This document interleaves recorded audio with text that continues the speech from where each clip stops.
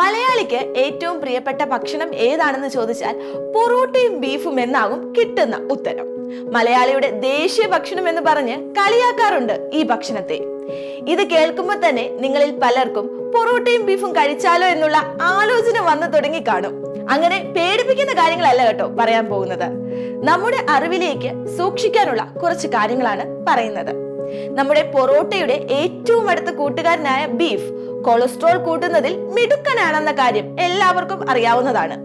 എങ്കിലും മരുന്ന് കഴിച്ചിട്ടാണെങ്കിൽ പോലും പൊറോട്ടയും ബീഫും കഴിക്കുമെന്ന് തീരുമാനിച്ചവരോടാണ് കുറച്ച് വിശേഷങ്ങൾ പങ്കുവയ്ക്കാൻ പോകുന്നത്. കൊളസ്ട്രോൾ കൂടി കഴിയുമ്പോൾ സ്വാഭാവികമായും വൈദ്യസഹായം തേടുകയും മരുന്ന് കഴിക്കാൻ തുടങ്ങുകയും ചെയ്യും. ശരിയായ ട്രീറ്റ്മെന്റ് എടുത്തില്ലെങ്കിൽ പണി കിട്ടുന്നത് ഹൃദയത്തിനാണ്. ഹൃദയാഘാതത്തിലേക്കും സ്ട്രോക്കിലേക്കുമെല്ലാം ഇത് വഴിയൊരുക്കുകയും ചെയ്യും. ഈ കൊളസ്ട്രോളിനെ പിടിച്ചു കെട്ടാനുള്ള മരുന്ന് ആരാണ് കണ്ടുപിടിച്ചതെന്ന് അറിയാമോ? എന്നാൽ ജപ്പാൻകാരനായ അക്കീര എൻഡോയാണ് ഈ കണ്ടുപിടുത്തത്തിന് പിന്നിൽ. അക്കീര കണ്ടുപിടിച്ചതാകട്ടെ ലോകമെമ്പാടുമുള്ള ഡോക്ടർമാർ ഹൃദയാഘാതത്തിനും സ്ട്രോക്കിനും പ്രതിവിധിയായി നിർവചിക്കുന്ന സ്റ്റാറ്റിൻസ് എന്ന മരുന്നും.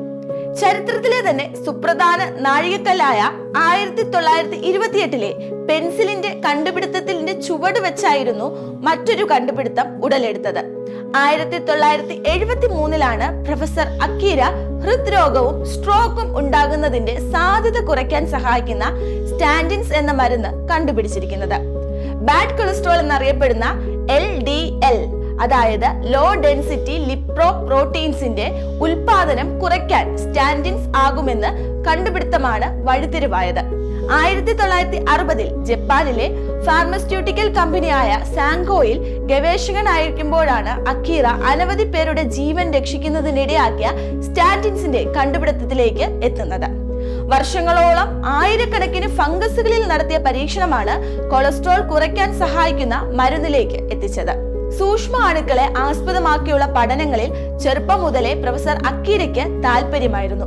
ജീവിതശൈലി രോഗമായ കൊളസ്ട്രോൾ മറികടക്കാനായി 20 കോടിയിലധികം ആളുകൾ വിവിധ തരത്തിൽ സ്റ്റാറ്റിൻസ് ഉപയോഗിക്കുന്നുണ്ട്.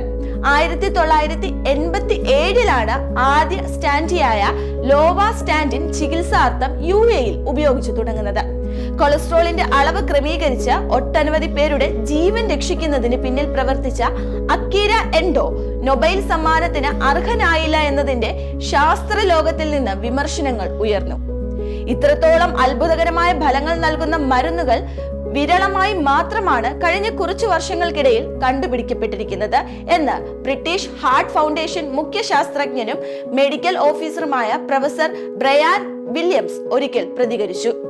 2008 UAE നൊബേൽ പ്രൈസ് എന്നറിയപ്പെടുന്ന ലാസ്കർ അവാർഡും 2006 22ാമത് ജപ്പാൻ പ്രസ് തുടങ്ങിയവ അക്കീര എൽഡോയെ തേടിയെത്തിയിരുന്നു.